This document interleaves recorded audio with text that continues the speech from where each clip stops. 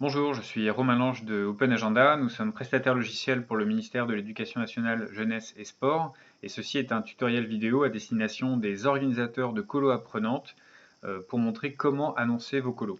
Le dispositif est organisé autour d'un réseau d'agendas participatifs départementaux, à la tête desquels sont les SDJES qui vont contrôler toutes les colos qui auront été annoncées directement par les organisateurs avant affichage sur le site national.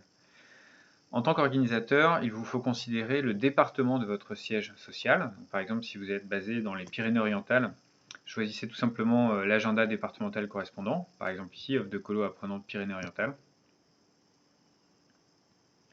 Voilà, vous pouvez voir les précédents événements qui ont été annoncés. Et pour annoncer votre colo, il faut cliquer sur Ajouter un événement. Voilà, vous aurez ici une première étape pour vous présenter en tant que membre. Là, ce sont des informations privées qui vont servir seulement à la SDJES. Et ensuite, vous pouvez directement ajouter votre événement, c'est-à-dire votre colo apprenante. Vous avez une consigne de saisie que je vous invite à lire avec attention, évidemment. Et ensuite, vous pouvez, on va passer en revue rapidement les différents champs. Tout tient sur une seule page.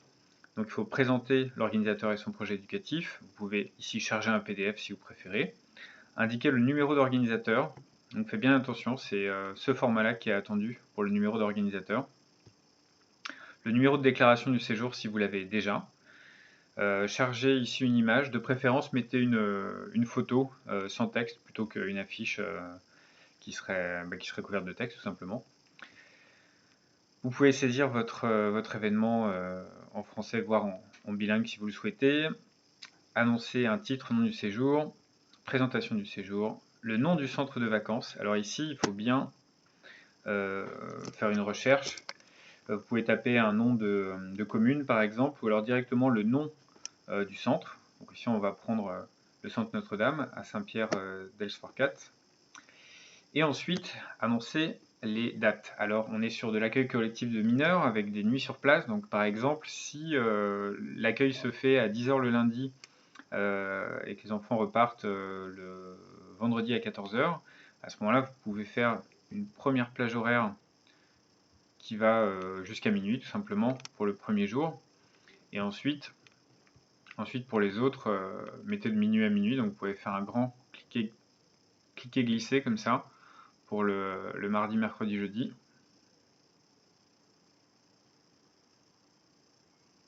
Hop. Et puis un autre pour le vendredi. Donc là on va aller, on a dit 14 h.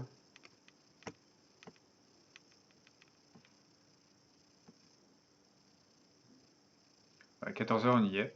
Donc voilà, vous avez vos horaires qui sont saisis, une seule grande plage horaire.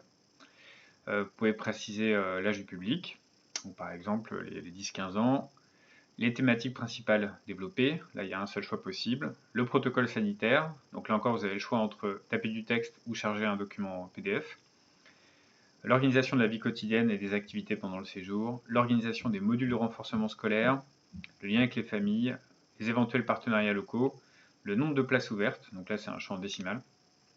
Vous pouvez préciser s'il y a un dispositif d'accessibilité qui est disponible pour certains types d'handicap.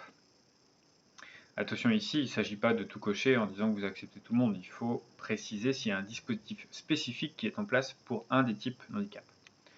Le tarif hors transport, l'inscription, donc là vous pouvez indiquer soit le lien d'un site internet, un numéro de téléphone ou une adresse email. Ça peut être un ou plusieurs comme vous souhaitez. Et éventuellement des mots-clés. Si vous n'avez pas toutes les informations, vous pouvez commencer à saisir puis enregistrer un brouillon. Et quand vous êtes prêt, vous pouvez créer l'événement. C'est à ce moment-là et seulement à ce moment-là que votre annonce de colo deviendra visible pour la SDJES qui recevra une notification et qui pourra choisir de la valider ou non. Éventuellement, ils pourront vous écrire pour demander des compléments. Et quand ils l'auront validé, vous recevrez automatiquement une notification mail. Voilà.